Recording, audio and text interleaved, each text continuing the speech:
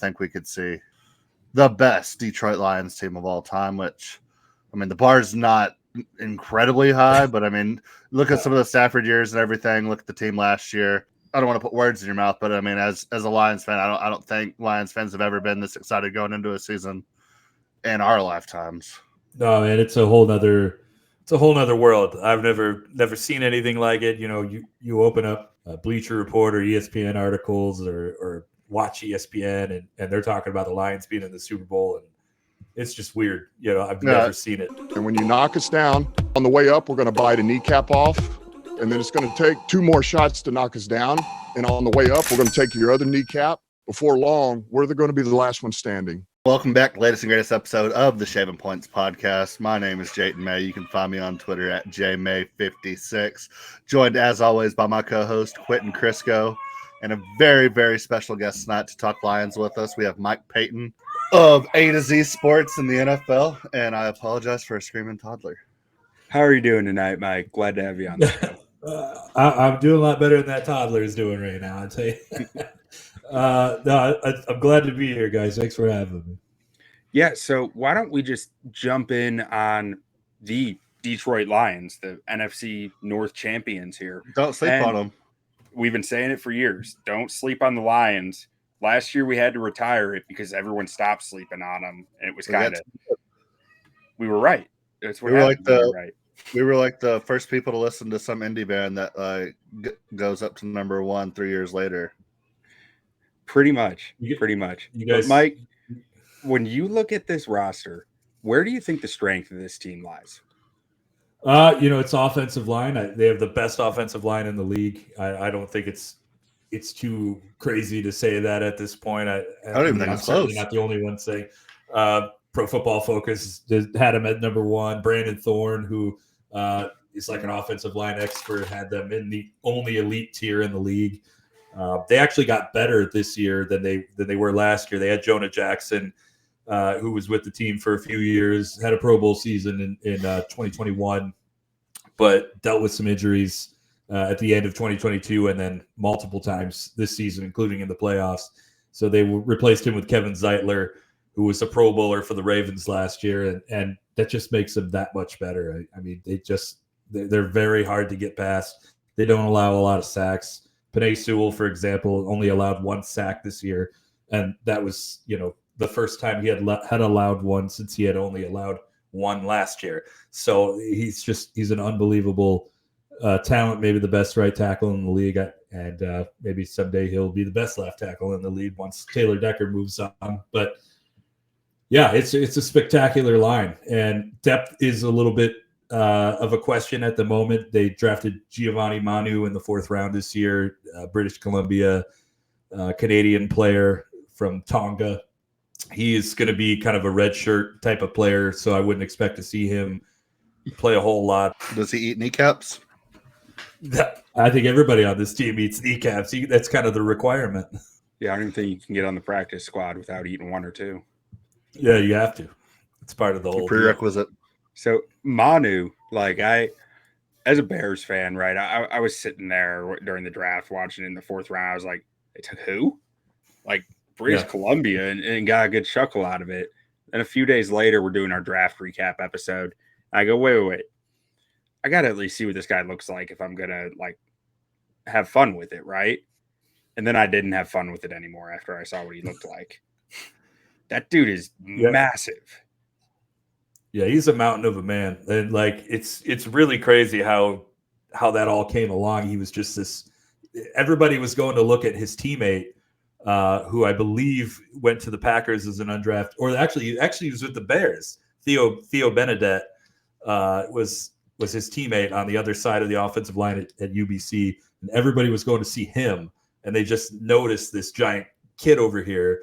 And then the next thing you know, 17 teams are working him out, and he's becoming, one of these big draft guys that everybody's talking about. And the Lions were the team that made the move, and it's a good thing they did because there were other teams that were right there was looking to take him. On the Penei Sewell front, I went back and I watched the All-22 from the divisional round, the game against the Buccaneers, and I swear after watching that, I think Penei Sewell's the best offensive tackle in the NFL, regardless of side. Like I think, and Trent Williams, he's been the dude in the league for years. I think Penei Sewell might have overtaken him last year with that playoff performance I saw. I'm not sure I've ever seen an offensive lineman take over a football game the way that I saw Penei Sewell take over that football game. Yeah, the guy is an athlete, like that's obviously all offensive linemen are, but like he has athleticism that he could play an offensive position. He could play tight end or fullback or running back if they chose to unleash him in that way. Like, I'm not saying he'd be a Pro Bowler or anything like that, but like he has the athleticism to be able to do stuff like that, and he's able to bring that into his game. And plus, he's like psychologically, like he's a monster. Like he wants to beat you. That's his thing, and you're obviously seeing that he's doing it. And sticking with the offense, and since that's where we started, let's take a look at the skill position rooms, the running backs, the wide receivers, the tight ends, because I think this is a really interesting group because you hear a lot about, or I feel like I've been hearing a lot about how good the Detroit Lions weapons are. And in the back of my head, I'm thinking the wide receiver room's just okay. But then it's like when I look at all three together, I really see the strength. But when I'm just looking at the wide receiver room, I go, it's solid, but it's not like, it doesn't terrify me like some other teams might. But what do you think about how this skill position group all works together? And Jay, I didn't mean to talk over you there. No, I was just going to say, I mean, if Jameson Williams can take any bit of a next step, I mean, this is nasty. I mean, to me, Jahmyr Gibbs might be the most complete back in the league. David Montgomery is a touchdown machine that's going to get you 3 to 5 yards every time he touches the ball. Sam Laporta looked incredible last year. Brock Wright as a second option at tight end is never a bad deal. So, I mean, really, if Jameson Williams can just step up just even in the slightest and then get good production out of either DPJ, Khalif Raymond, Antoine Green, Traquan Smith. I mean, if one of these guys can step up and catch 50 balls for him at that number 3 spot, I mean, this could be the best offense in the league, in my opinion. Yeah, I just think, the offense, obviously, like you name it, like those guys are really good. You mentioned it. You're absolutely right. The only concerns I really have is the receiver room, because right now it's Amon-Ra St. Brown and then like a bunch of hopes and dreams. You hope that Jameson Williams is going to be the guy that they drafted him to be, and you hope that's going to happen this year. And Donovan Peoples-Jones, the hope is that he can at least give you what Josh Reynolds gave you last year and kind of play that same role. They have a very similar play style and body type and athleticism. But after that, Khalif Raymond is more of like a gadget guy, special teams guy. They really kind of went away from using him as like one of their primary receivers last year. Antoine Green, jury's out on him, and Traquan Smith is the jury's kind of out on whether or not he can still be a contributor in the league. So it's going to be interesting to see what happens. I don't think they're done with receiver yet. Brad Holmes, Lions GM, not too long ago, talked about the possibility of bringing in another receiver or more receiver help during training camp once everything got going. So they may be looking to add. I don't know whether that's trade for somebody big or if that's sign a lower level free agent or maybe go after like Hakeem Butler from the UFL or something like that. But I definitely think that they need to add another piece there. That's interesting. That's interesting that it would be that public that they might be looking to add there. That's I don't know. I feel like that's worth looking out for because I do think I'm really interested to see Jameson Williams in a full season here, and hopefully, it seemed like he was starting to come on down the stretch some last year in the playoffs, and maybe that was more scheme stuff, or maybe it was him really kind of starting to grasp the playbook a little more. I almost wonder how replaceable you might feel like Donovan Peoples-Jones is for the kind of the run heavy offense that they want to run, right? With the condensed sets and the being able to get in and out of so many run looks with the receiver that size with that blocking ability, which is, everyone groans when you start talking about how good of a blocker a receiver is. But in Kyle Shanahan NFL, it kind of matters.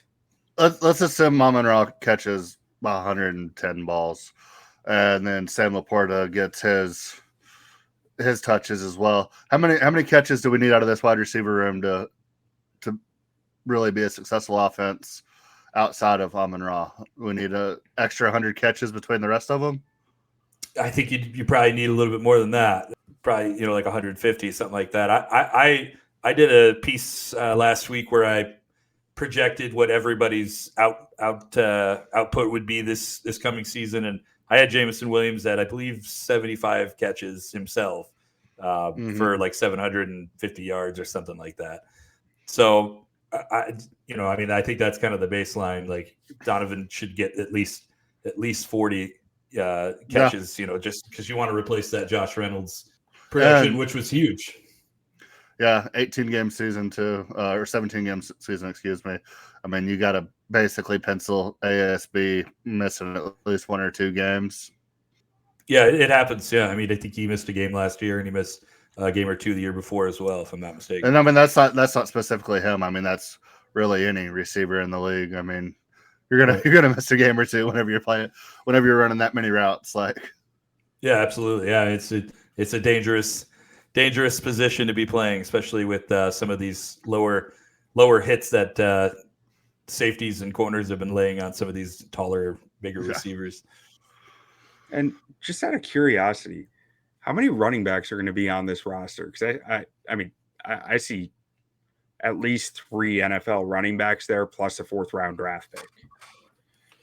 Yeah, I think there's going to be 4. I think it'll be Gibbs, Montgomery, and then Sione Vaki is penciled in at that 3rd spot, or could be 4th to start the season. But I think if by the season's over, he'll be 3rd. And then Zonovan Knight is the guy that I think is going to net one of those final spots. I know he played well for the Jets. Yeah, he was really good for the Jets, and Craig Reynolds has been the incumbent there for a while. But Knight just has so much more potential, in my opinion, and he's a younger player as well. So I think Reynolds might be somebody who gets claimed on waivers, but not Zonovan is. I'm interested to see what you're going to do with him. Yeah, interesting. And then talk the weapons. What about the guy who's throwing them the football, Jared Goff? And now, Mike, I just want to get your overarching opinion on Jared Goff, money aside, everything else aside. What are your thoughts about Jared Goff as the Detroit Lions quarterback? He's one of the best quarterbacks in the league. I really don't have a problem saying it anymore. I think he's proved it. He's been top 5 in every passing category that you'd want your quarterback to be in. He's analytically been pretty decent outside of the pressure that he's faced, which I think every quarterback is bad when they face pressure. He does have a problem with that. He does need to fix that. But other than that, I mean, we've seen him be clutch. We've seen him overcome some really bad games. The game against Chicago last year when he had three interceptions, somehow he was able to turn that game around and help the Lions win. Yeah, I think the Lions were absolutely right to pay him what they paid him, and that was something I was personally suggesting at the end of the season after they made the NFC Championship game. So, yeah, they got the right guy. It's crazy too, because 3 years ago, we thought this was a bridge and he wasn't going to be here very long. I've been on the Goff wagon for a minute. I loved when they made the trade. I love the assets they got in return. And I was like, and they got their future quarterback. I was like, he's not giving up this job once he gets there. And I was called crazy. But yeah, I love me some Jared Goff. He's a great player. Good leader too. Yeah, I think he was a good guy to come in there for building what they wanted to build, right? And really a guy who was going to come in, buy in, and do everything the right kind of way. Overall, on the offense, like clearly this is going to be one of the better offenses in the league. I think you look at the talent. Anytime you have trench talent like this, I think you're going to be able to run the football, and that's going to create opportunities off of itself, especially when you can pass protect that well, which really opens stuff up for Jared Goff with the play action and the being able to protect him up front. What do you think the Lions offensive scheme, how would you describe it? What it looks like, what they're trying to do from a macro view?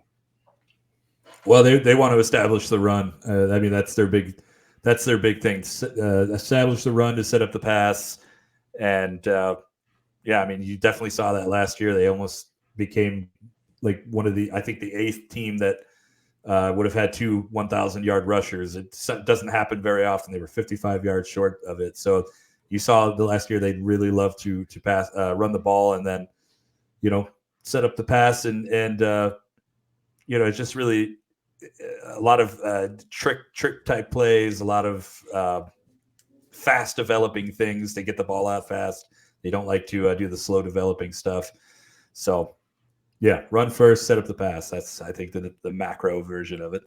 Yeah, and I think they got a good stable of running backs to do that with, some ground and pound with David Montgomery, and then some more lightning in the pan with Jahmyr Gibbs. How do you see that snap share kind of splitting this year after, Gibbs kind of really coming on strong towards the end of last year?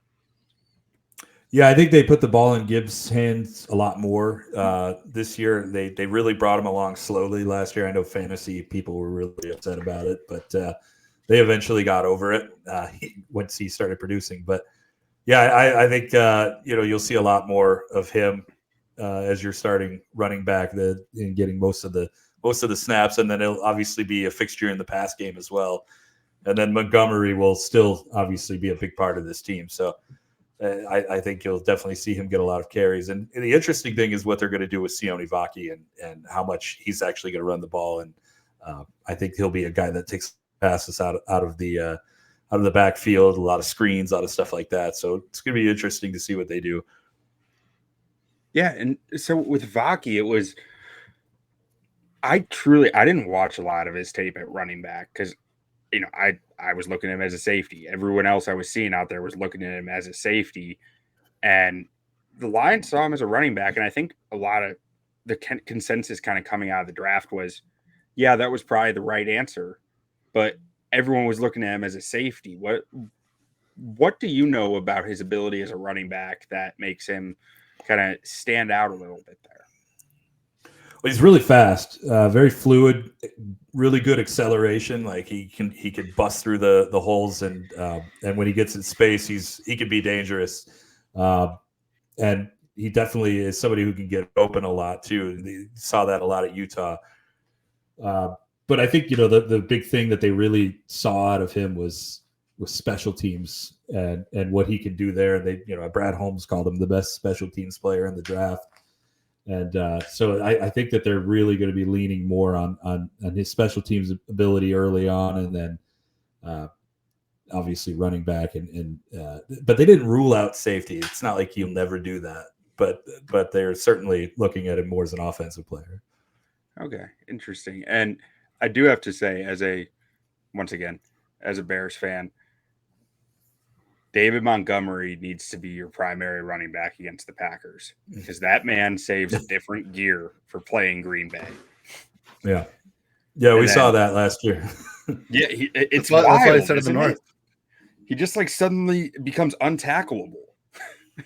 Yeah, I hate to take a shot at the Bears. I mean, I don't hate it that much, but he was talking about after the Bears. Okay, it was funny after he had such a good game against the Packers in Lambeau. He was, he talked about how it was nice to actually beat the Packers. Which, yeah, it's something the Bears just don't do. Yeah, I've been waiting for it for years.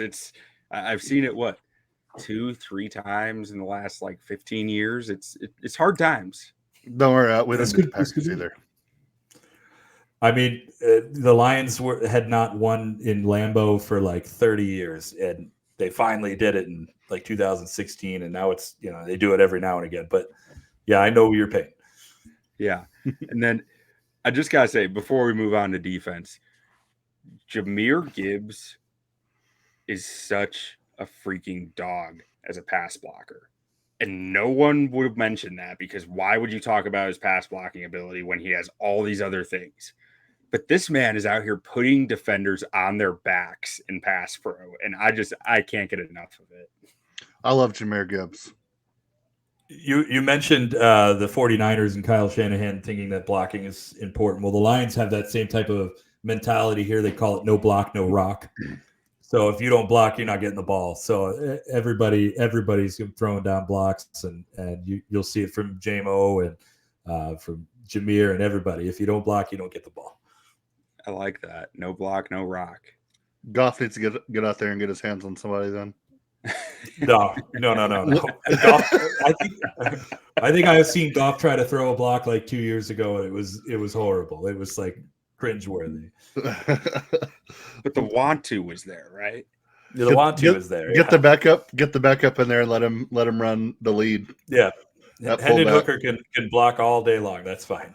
All right. Let's get to this defensive line a little bit, because I think the Lions made one of the most interesting additions of any NFL team this year on their defensive line in DJ Reader. But what do you think the interior of this defensive line, how much of an upgrade is that to what you guys had last year? And what are your expectations for them this year? Oh, it's a huge upgrade, because last year they had Benito Jones and Isaiah Buggs and Quentin Bohanna. Like they kept cycling through Tyson Alulu. They kept cycling through a bunch of different guys, trying to find somebody that would work next to McNeill. And Alulu, at 36 years old, was like the best they could do. And he's not on an NFL roster today. So that tells you just how bad it was. But DJ Reader is an instant upgrade. I think he's one of the best nose tackles in the league.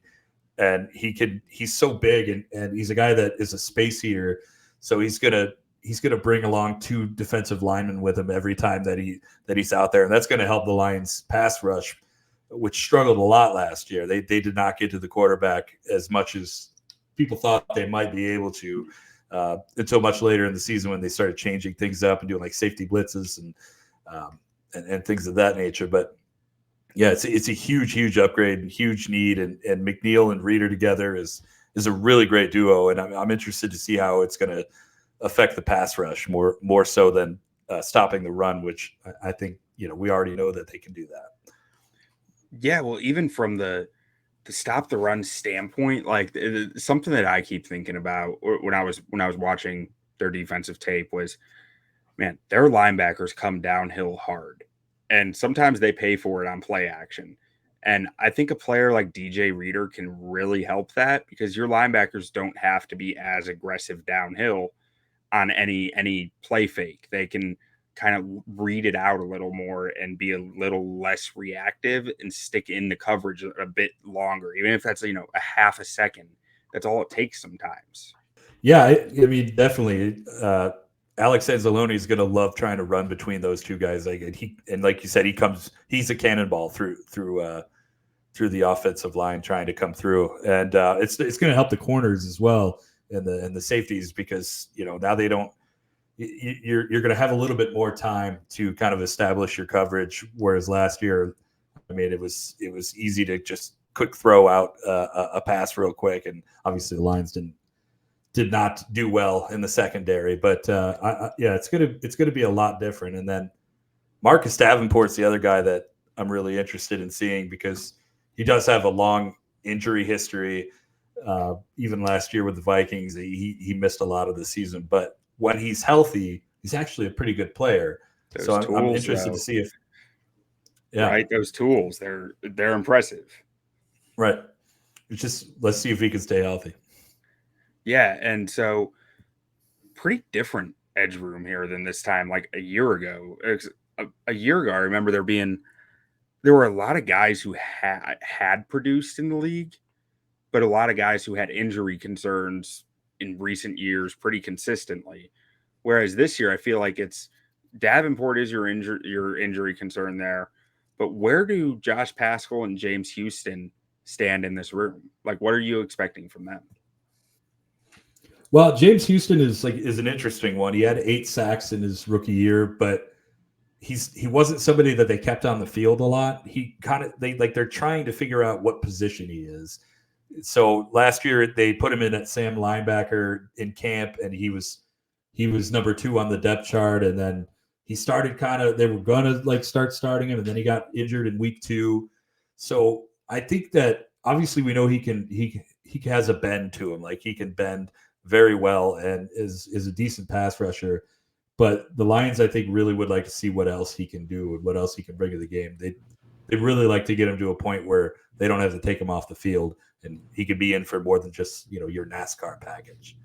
Pascal is another guy that flashes really good play sometimes and then disappears other times. So he's somebody that's coming along too. The Lions have this thing where year 3 is where guys really start to show what they can do. And this is year 3 for Pascal, so we'll see where that goes. I know they like him on the inside and the outside. It's gonna be interesting to see what happens there. Where was he drafted? He was a fairly high draft pick, wasn't he? Yeah, he was the second round draft. Second round, okay, that's right. That's what I thought. Yeah, I mean, so there's definitely talent there when you're going that high in the draft. The physical talent has to be there, and if it's year 3 for Lions, maybe it's year 3 for him this year. Yeah, they're hoping so for sure. Yeah. And then in the linebacker room, I mean, I feel like this is one of the strengths of this team, but what can you tell me about how Alex Anzalone, Derek Barnes, Jack Campbell, Malcolm Rodriguez are all going to impact this team? Because I feel like that you have four guys who could start there. A position that's really only starting 2 guys. Yeah, no, I mean, Alex Anzalone and Jack Campbell will probably be your 2 starters this year. Campbell's had a really good spring, started to really come along too at the end of the season last year. Anzalone had the best year of his career. You hope that he can replicate that this year. Derek Barnes also really starting to finally come along. He's had a really great start in his rookie year in 2021, and then kind of dipped back down. But now he's playing a lot better. Had that huge interception against the Bucs in the second round of the playoffs. Malcolm Rodriguez is kind of he's just kind of lost right now. He had that starting spot in 2021. He was everybody's favorite guy because of Hard Knocks and everything. But now he's like the 5th guy on the depth chart. And I know they're sort of planning to use him as a fullback again, like they did last year, and he'll be on special teams a lot. It's going to be interesting. I've really kind of thought that maybe there was a possibility he could be traded to a team that could probably utilize him more. Jalen Reeves-Maven is the best special teams player in the league. He doesn't play a whole lot on defense, but he's incredible on special teams. All-pro guy last year. So what I'm hearing is between Vaki and Rodriguez and Reeves-Maven, this special teams unit's going to bang. They're going to be good.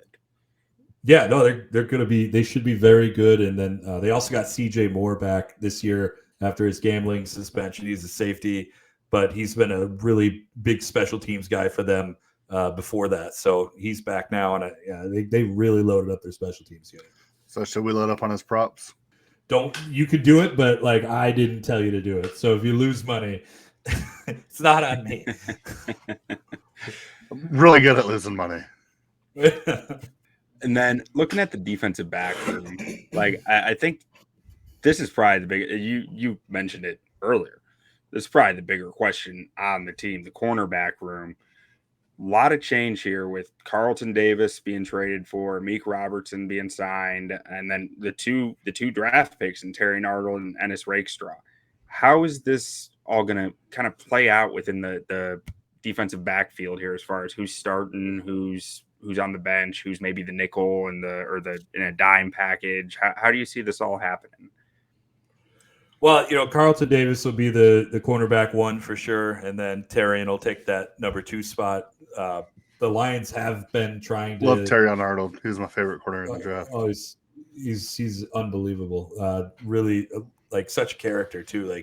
Every time that guy talks, you're just glued to him. I'm glad we could trade that to you, because that's whenever he fell to the Cowboys, I'm like, we don't really need DB that bad, but I would love to take him, and then we traded. It definitely worked out.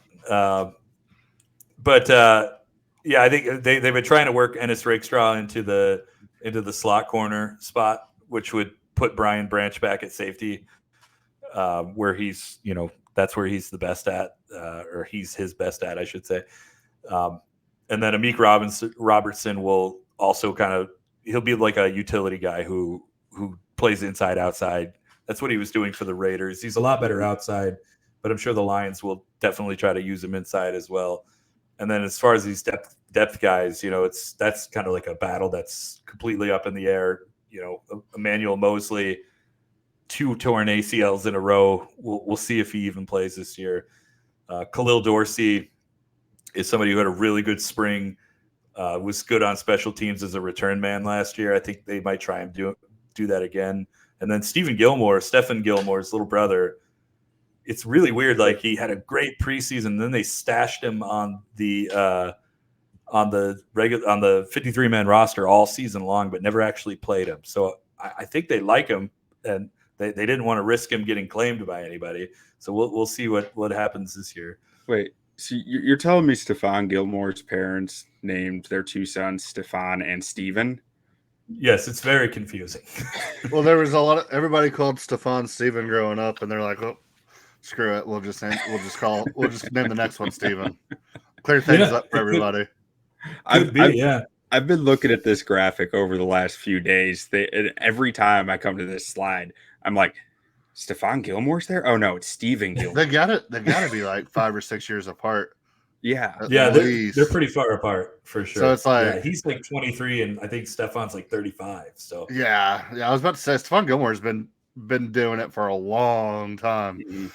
So I mean, it had to be like intentional, like as almost as a joke. Like, everybody called him Steven growing up. We're just gonna name this one Steven. Like, yeah. So yeah, probably this room, like I really like a lot of what they've done here, because I see guys who are very interchangeable at different spots within the defense, as far as being nickel, maybe being a dime backer, playing outside. Like, I see a lot of guys who can serve a lot of roles, and makes me think that they can start to get pretty creative on the back end with disguises and things, as long as the rookies can keep up to speed with it, especially when you factor in Brian Branch and his versatility back there. Like, Brian Branch can play either safety spot. He can play in the nickel. Terrion Arnold comes from a Saban defense where he was asked to do have a lot of checks, a lot of reads, a lot of responsibilities. He can probably handle multiple things.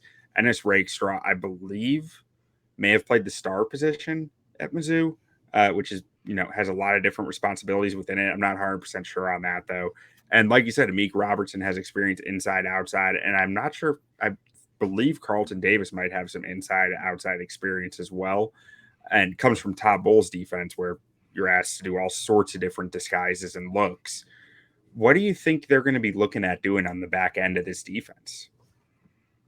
I think you're going to see a lot of rotation. I think, especially in the safety area, I think all 3 of those guys are going to be rotating constantly. And then, CJ Moore and Brandon Joseph will probably get some reps as well in the regular season. But I think there'll be some 3 safety type sets as well. I think they're going to do a lot. I mean, there's so much that they could do, like you said, with these guys that are interchangeable and can play pretty much any position in the secondary. So there's going to be a lot of interesting looks, but definitely a lot of rotation.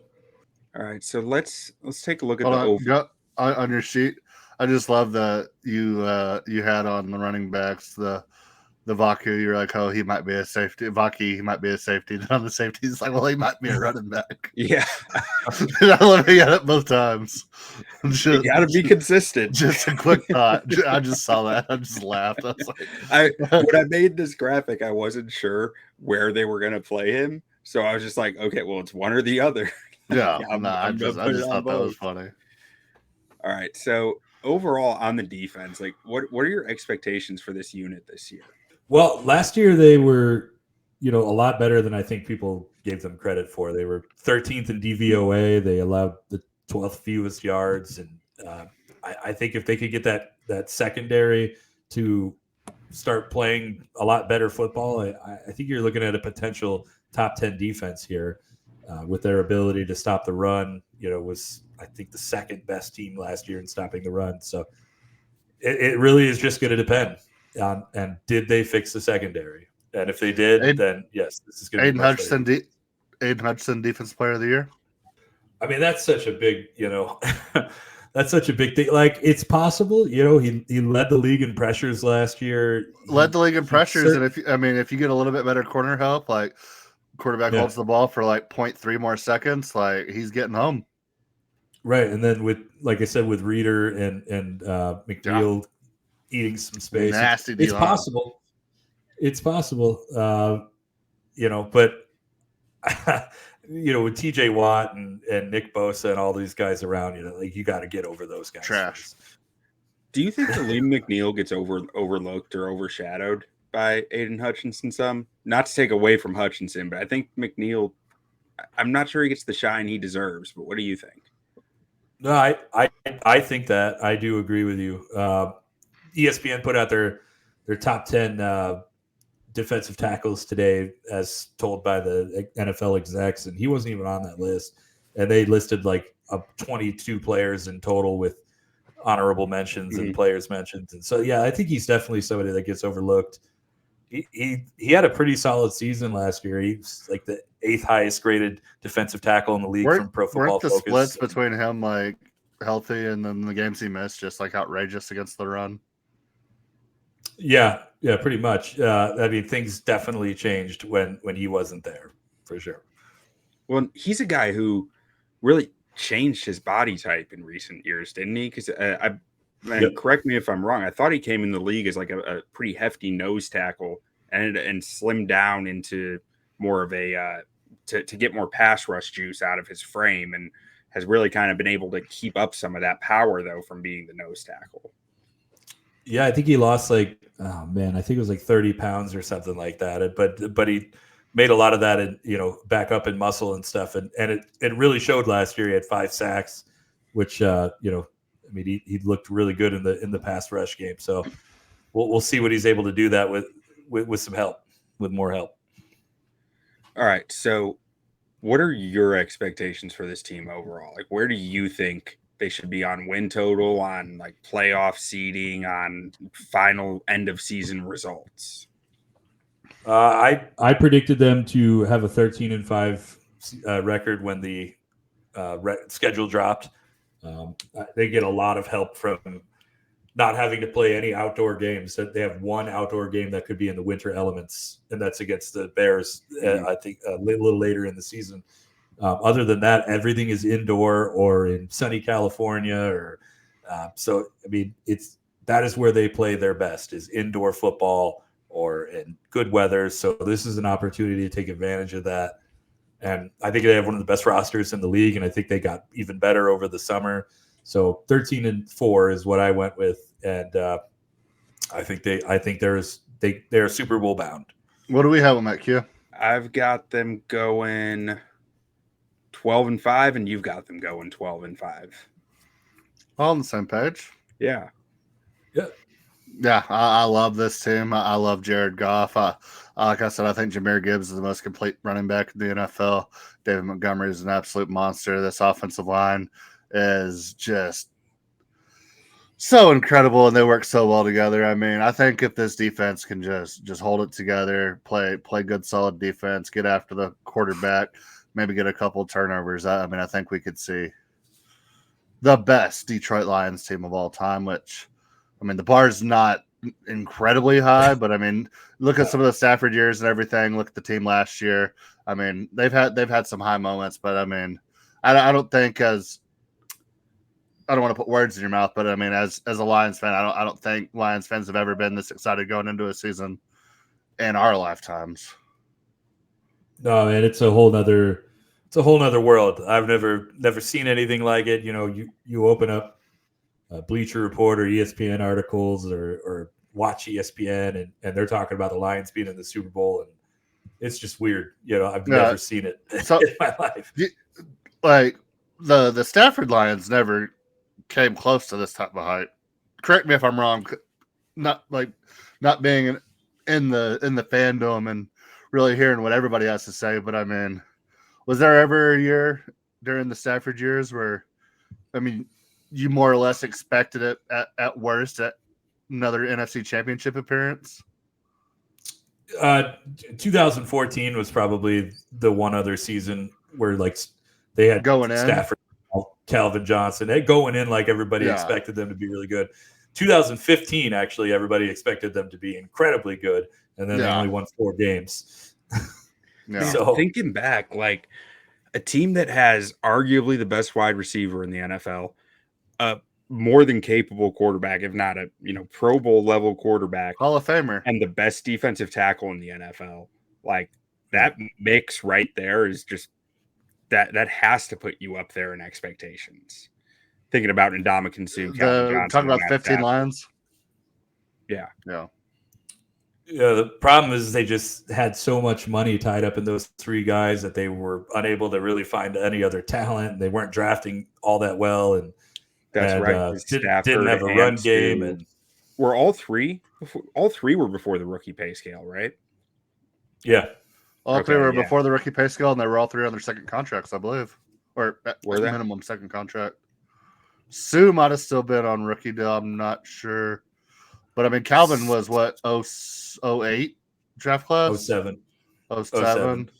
Yeah. So, I mean, him and Stafford definitely were already on second or third deals by that time. And Sue, but even just Sue would have had to have been the whole pushing timeline together. Like, it seems baffling, but at the same time, like, that's a serious disadvantage when you have that many guys before the rookie pay scale came in. But God, Calvin Johnson was incredible. Can we just acknowledge that for a second? Yeah, that's no problem. We could definitely playing with Calvin Johnson at Georgia Tech on NCAA was a cheat code.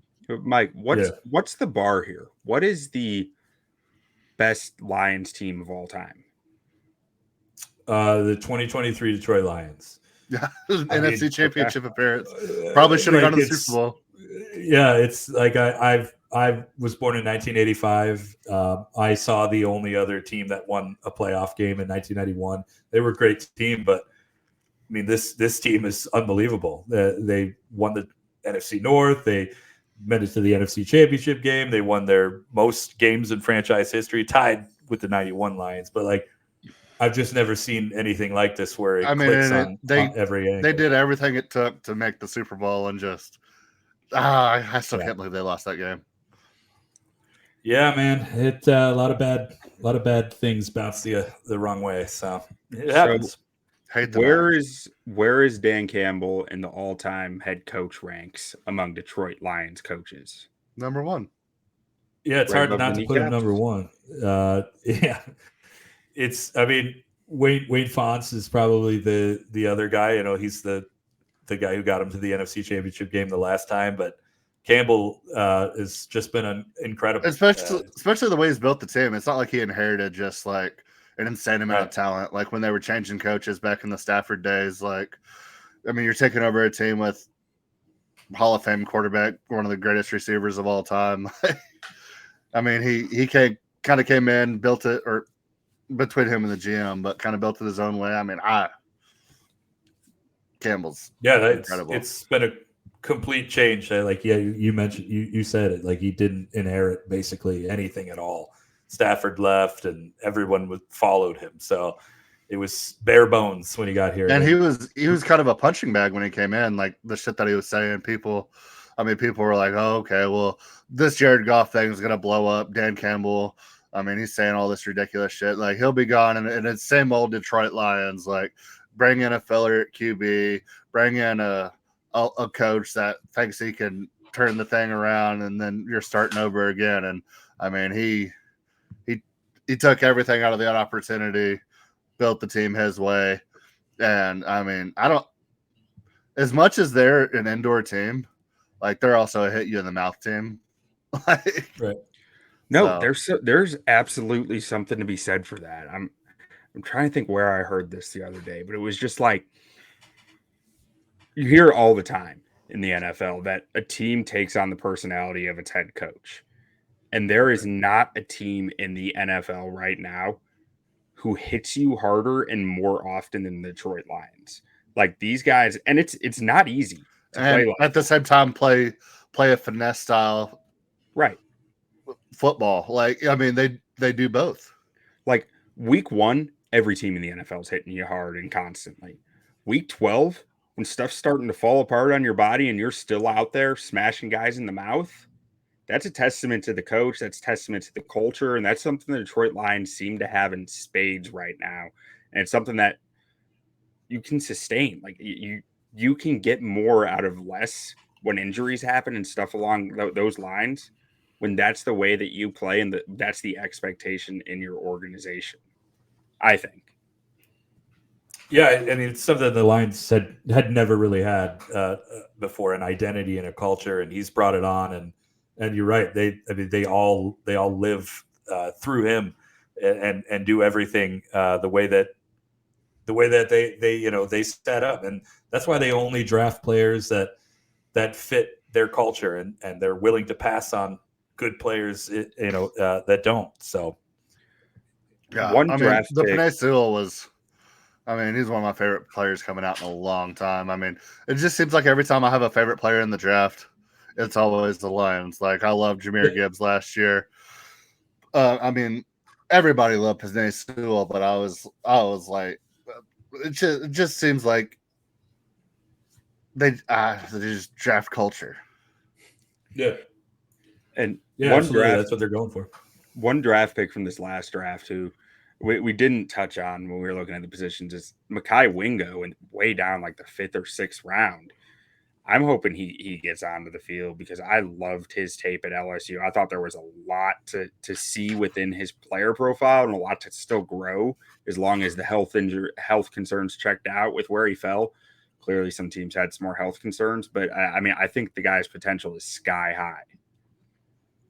Yeah, I thought it was crazy that he went that low too. I mean, I get the health thing and that he's a little undersized for his position, but he was so good at LSU, and also not just that, but like he was a leader at LSU, a team captain. They put number 18 on him, and like that's such a huge thing. They don't just give that to anybody. And I really thought he was a great fit for the Lions, but I thought he would get drafted in like the 4th round. So it was a surprise to see him that late.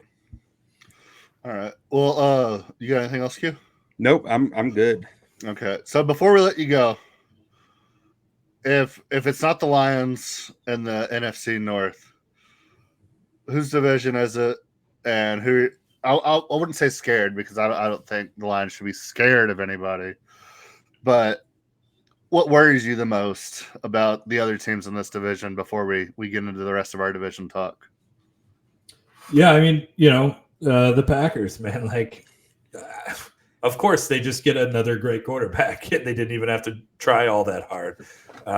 We'll see if Jordan Love can continue to be what he was this year. Like that's going to be a problem. And I think the Bears, obviously, that offense, if they're able to be, what everyone thinks, if Caleb Williams is what everyone thinks he's going to be, he has an unbelievable supporting cast on that offense.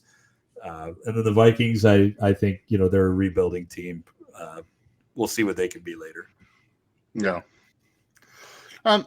Yeah, I think that's how most people feel. I mean, I high on this Bears team, but still love the Lions. I'm cautiously optimistic on the Bears, and the thing that scares me the most is, you said if this quarterback is what we all think he is. I've said that many times in my life, and that, like, I do think it's different, but it's just this constant lingering thought in the back of my mind. Like, I've read this book before. Caleb Williams is going to throw for like 4,300 yards and 42 touchdowns 13 weeks into the season, then get hit by a bus. I mean, I'm knocking on wood. Don't put that evil on me. Like, that'd be worse than him being bad. Yeah. So if that's all we got for the Lions, where can people find your work, Mike? You can find me at A to Z sports.com/Detroit. That's where all my articles are. And then you can find me on Twitter at A to Z _Payton.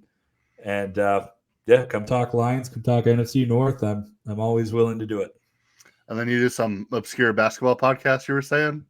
Oh, yes. I co-host a historical basketball podcast called Bad Boys and Beyond. That goes live on Twitter every Wednesday and YouTube, and you can listen to it the next day on Spotify or iTunes. But if you like old basketball, come join us. Yeah, whenever we were talking about it before we got on, I was like, yeah, it sounds like something I could listen to, especially in my work day where I'm podcast basically 8 hours a day. So I have to throw it in the rotation. Yeah, give it a look. All right. Appreciate you. Yeah, thanks, Mike. Absolutely. Thanks. All right. And then, Jay, do you want to go through some of the bets that we like here? Yeah, so with this Lions team, I mean, over under 10.5. I mean, I think we both like the over, and you're getting plus money. I might even try to find it at 11 and try to get that number up to about plus 115, plus 120, and don't even worry about the hook because I mean we both like them winning 12. But I think winning NFC champ at plus 600 is pretty good value for a team this talented. I mean, usually when you see a team this talented, I mean, you're not getting any better than plus 500, 5-1 odds to win their conference. So, I mean, I think it's 6-1 with the talent on this team, the offensive line, skill position players, what should be an improved defense on a team that went to the NFC Championship last year. I kind of like that 6-1 NFC champs. Yeah, I like that. If I'm betting one thing, it's probably the over. Like that. Yeah, that absolutely. just seems like a mistake to me. But the NFC champs seems like good value there too. I gotta say that one thing I meant to ask Mike about this, and I just it slipped my mind. But one thing that I can't shake, just this little thing, is after their playoff loss, Dan Campbell, all emotional, was up there at the mic, telling the truth. That's what the man does. Of him saying we missed our best shot, and just saying it only gets harder from here.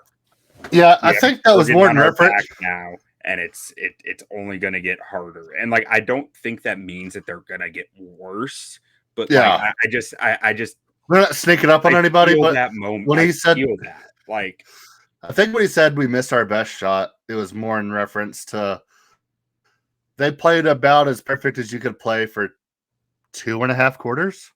Yeah, to make the Super Bowl and then lost. Like, how often do you go into a game plan, everything goes to plan, you take a giant lead to make the Super Bowl?